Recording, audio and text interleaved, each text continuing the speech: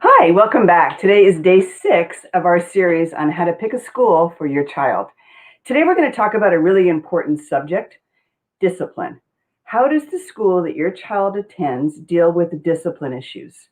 I'm going to tell you a story. Back when I was substitute teaching at the local public school, I noticed when we went out on the playground, there was a bunch of students lined up along the fence. And I went over and talked to one of the other teachers and said, "Why are those students not playing?" And she said, "Oh, because they're being disciplined for being disruptive in the classroom." And I said, "What?" She goes, "Yeah, this is how we discipline them. When they're disruptive in the classroom, we take away their recess." And I said to her, "Why don't you just shoot yourself in the other foot? That's ridiculous. A child who is disrupting in the classroom needs to run around. Oh my gosh." Anyways, that was a very short year for us at public school and our last year, first and last. Not for that reason, but that was one of many reasons why we made the decision to move on.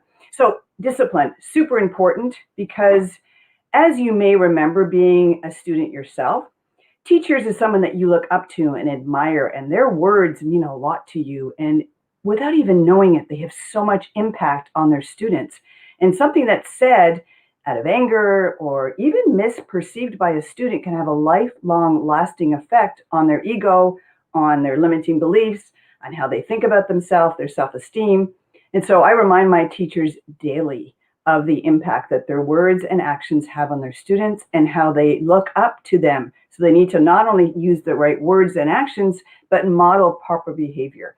So based on that, we use a program called the Nurtured Heart Approach, which I absolutely love. It was designed by Howard Glasser down in Tucson, Arizona. Howard is amazing.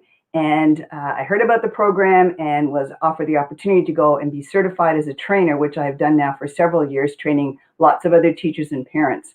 Basically, in a nutshell, what this program does is it looks at relationships, and it doesn't have to be teacher-student or parent-child. It could be employee-employer. It could be spouse. It could be your friends. It's just a way to interact. So imagine there's an acceptable line of behavior. And when your child, spouse, employee stays above the line, if you're being honest, we don't say very much. That's what's expected. That's the standard.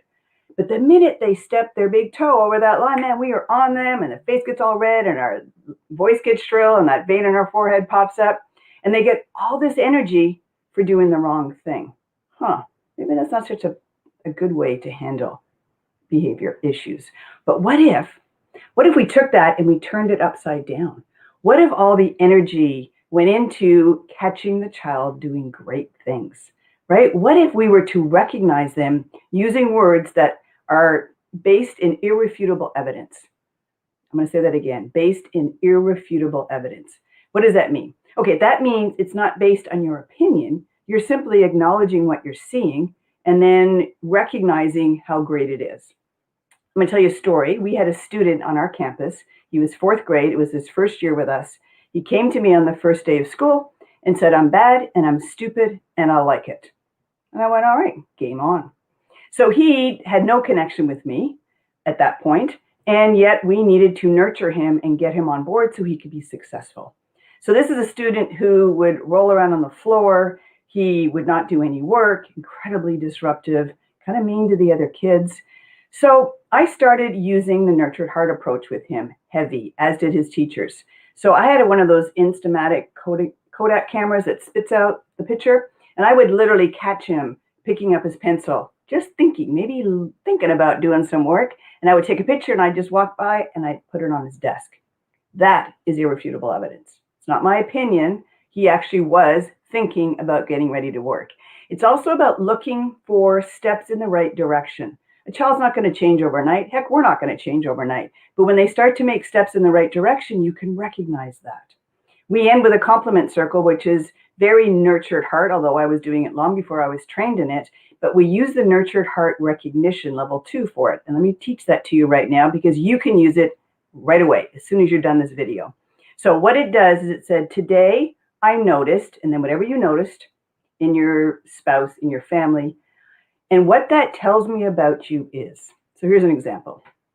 Today when I was in the playground, I noticed that you came to me when I fell down and skinned my knee with an ice pack. And what that tells me about you is that you're a very caring and observant friend. Thank you.